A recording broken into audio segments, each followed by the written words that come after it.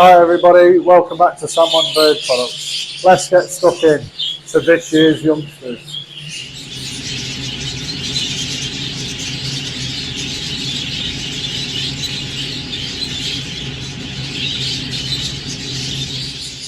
Right, so something I'd like to speak about is assessing your babies, basically assessing what stock you've bred, looking through the young birds. Are you pleased? Have you bred what you were hoping for? And this is something that we all need to kind of think about throughout the breeding season. Have we gained what we were hoping, quality wise, numbers wise?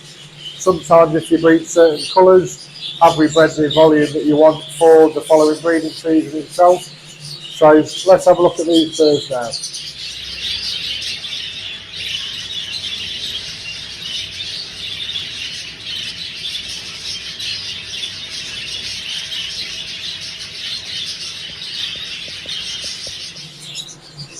So here we have some of the youngsters that I've caught up just to assess just a few particular cock birds from this season. So starting off here with a young yellow-faced cinnamon sky blue cock. Now he's nice and clean, got a good shape to him. Starting to get a bit bigger, starting to fill out. This bird potentially could be a show bird with his shape and cleanliness. No flecking at all on this bird. And in very good condition actually in this video. The one in the centre here is a young, easily clear body, opaline violet cock. Unfortunately this bird has got quite a lot of flecking throughout the head. It's quite dirty as we would call it, which obviously then is the show fault. But overall as a quality bird for this variety, he's looking good stance to him, good shape. Good length of mass, good size of spots. Overall a good bird. Shame about the flecking on this one. This one here is a young sky blue cock. Now this bird, nice shape, nice quality, nice overall width and power on the bird. Still filling out a bit, still a bit more developing to do. This bird could be a contender for a young show bird this year. So overall 3 birds. But I'm pleased with this season, but there's always room for improvement.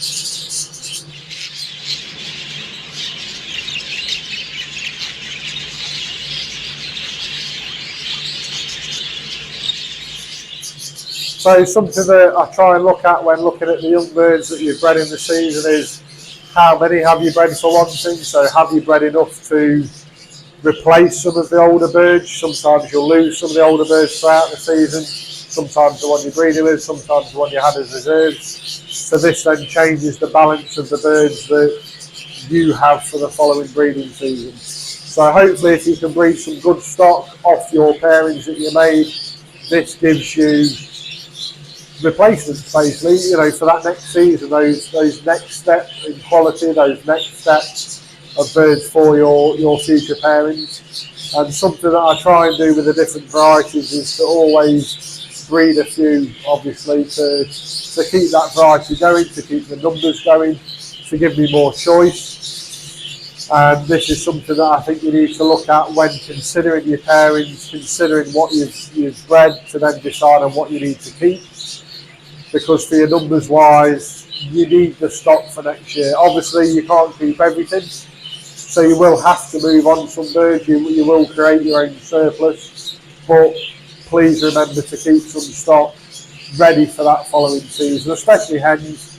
Hens are always hard to buy in, especially a good one obviously, because if someone's selling a good hen, is something wrong with it, or is it going to cost you a lot of money? So this is where your own team of hens are invaluable to me. Having a good supply of hens on tap, gives you that choice. So always remember your hens for the following breeding season.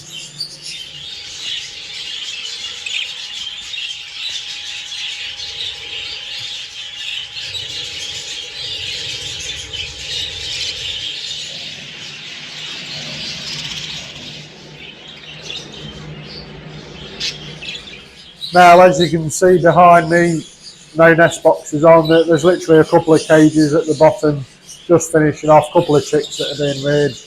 and that's the end of the season. So for 2024, overall it's been a good year numbers wise.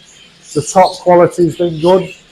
The middle quality, there's some birds that I would like to keep and use and keep as reserves for next season. The bottom quality is probably worse than last year, to be honest. I think some of that's down to bad luck. Certain pairs that I've made obviously just haven't clicked.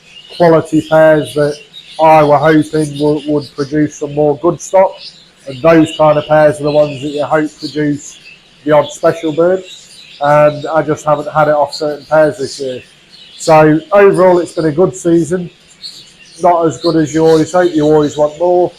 You always want more good birds, obviously, and that's been a little bit disappointing. Some of this I'll put my hand up and admit that some of it's got to be my fault. I haven't been on the ball as much as I normally am. I've still been very committed to the hobby. Anyone that knows me, still very committed, still very full on. But compared to normal, it hasn't quite been the same. And to me, that then does have an effect on your birds. Obviously, you can't be in here 24/7. You can't be in here all day. So this is where having a routine, doing certain things to commit to the birds will play a part. And hopefully, if you can do your bit, the birds will do their bit. You are still going to have bad luck at times. That's just livestock. That's just bad luck in general. But hopefully, the more things you can do, the more boxes you're ticking, the more success and more results you should have. So let's hope that next year is a better season. Next season will actually be in this year because we usually breed September to May. That's our breeding season. But this next coming season, so the 2025 season, will actually start at the end of October minimum. It might be November yet. I'll see how it goes. And this is due to the fact that I'm judging in America. So usually I'd pair up in September, but at the moment that's got to be put on the back burner due to the fact that I'll be away. And it's not fair for somebody else to look after this volume of birds, because in the middle of October, whilst I'm judging, these birds would normally be at the peak of the breeding. There'd be chicks and fertile eggs everywhere. So that means every cage is full and being active, as well as the flights have got birds in, and it's too much. So I'll pair up when I get back. I'll see what the condition of the birds is like, with it being 6 or 7 weeks later than normal. See how they're holding up. I might condition them a little bit differently this summer, again to try and counteract that a little bit. But the birds will breed when they want to breed at the end of the day. So when I come back, if they're not quite fit, maybe only half the cages will get paired up, maybe all the cages will get paired up. And maybe certain colours won't get paired up, because if there's certain varieties that we've only got certain numbers of anyway, if they're not ready, those birds won't get a cage. There is no point putting birds into a breeding cage if they are looking bad, if they're not quite happy, they're in a full molt. Certain telltale signs that an experienced breeder would know about. You're just wasting a cage, you're wasting your time, you're wasting the bird's time. And potentially if one of them is relatively fit and the other one isn't, people say, oh, that will bring the other one on. Sometimes that works. But on the other hand, sometimes it can actually make the bird that's fit go out of condition because the other bird isn't playing ball. So this is where, again, you need to try and think about when to pair up, how are they looking, can I do things to help their fitness? And yes, you can. There are certain things that, you could change the diet. A lot of the finch and canary breeders that I speak to go through what they call an austerity period, where they will actually dim the lights down or switch the lights off mostly for the day. The seed diet goes down to 2 or 3 seeds compared to 10 different seeds. They get no extras, they get no treats. And this is where we've kind of got to think about, is that something that plays a big part? And I strongly do think it does. Because in the wild, this is why they only breed in certain times of the year. It is seasonal, because depending on what seeds are available out there, when the water is better, when the conditions are better, they will breed when they want to. So yes, okay, we're spoiling them by cage breeding, and we're giving them lots of things to try and counteract what they get in the wild, but it is a false atmosphere in that respect. You're putting false light on.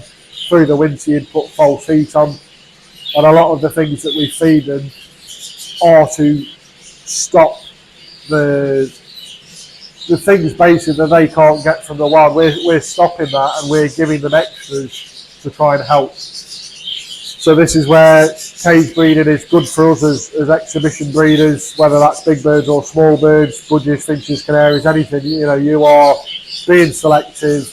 You are in control to a degree. You are in control of what they breed, how many they breed, when they breed, etc. So this is something that he's looking at all the time, and I will not try and waste my time. There's nothing worse than putting a pair up, getting excited, thinking, oh, that's the pair I want to breed from, and they're just not ready. So once I'm back from America, we'll see how things go, see how they're looking. It could be the following weekend, it could be the weekend after, and it might go into November yet, which the old school way was November, because then when the rings used to come at Christmas, you'd get the oldest chicks with the rings on. And this is something that maybe for one season I have to do. Again, depending on when I pair up, depending on what results I get on that first round, will depend how long I breed for. I really enjoy being split up by this time of the year. It's been a hard 9 months of breeding. It's a lot of work, a lot of commitment. So now most of the birds are out into the flight. They're just relaxing, they're molting, they're getting fit again. And it becomes the show season as well. So someone like myself who judges, I also exhibit. So it's a busy time from now on anyway. But hopefully busy for me as in being out there at weekends, but in the bird shed, less to do, which is then better overall.